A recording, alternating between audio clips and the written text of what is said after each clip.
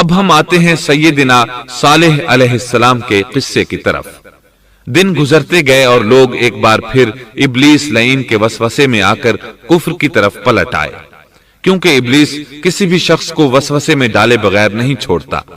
اس طرح ایک بار پھر کفر پھیل گیا، چنانچہ اللہ نے ان کی ہدایت کے لیے صالح علیہ السلام کو مبعوث فرمایا۔ یہ سمود کے پوتوں میں سے ایک عربی نبی تھے۔ ان کا نسب نامہ اس طرح ہے: صالح بن عبید بن سیاف بن ماشح بن عبید بن حاضر بن سمود بن ارم بن سام بن نوح علیہ السلام۔ گویا صالح علیہ السلام کا تعلق قوم سمود سے تھا، اور یہ قوم عاد کی نسل سے تھی۔ سمود کی قوم نے یمن کو خیر باد کہا اور جزیرے سے شمال کی طرف منتقل ہو گئے، پھر وہاں ہجر نامی ایک بستی میں جا ٹھہرے۔ قرآن کریم کی سورۃ الحجر اسی بستی کے نام سے موسوم ہے۔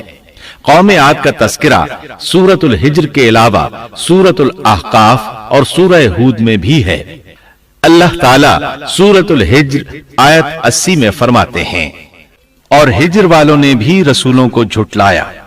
ہجر قوم سمود کا مرکزی شہر تھا۔ اب وہ مدائن صالح کے نام سے مشہور ہے۔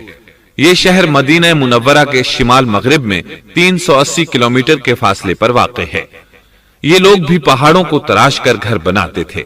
یہ صنعت اور کاریگری انہوں نے قوم عاد سے وراثت میں پائی تھی۔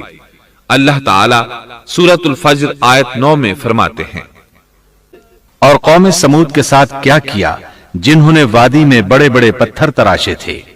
قرآن مجید میں اللہ تعالیٰ ایک مقام پر فرماتے ہیں، اور ہم نے قوم عاد اور سمود کو غارت کیا جن کے بعض مکانات آپ کے سامنے ظاہر ہیں۔ ان کے مکانات ان کی تباہی سے لے کر اب تک موجود ہیں۔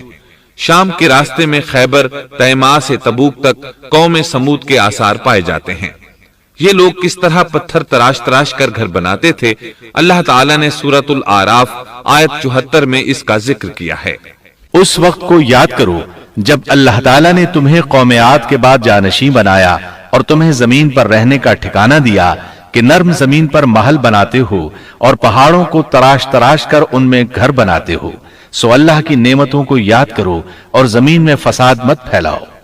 یہ آیت ان کی طاقت، جسم کی صلاحیت اور ماہر فن ہونے پر دلیل ہے۔ پہاڑوں کو تراشنا دراصل قوم عاد کی عادت تھی۔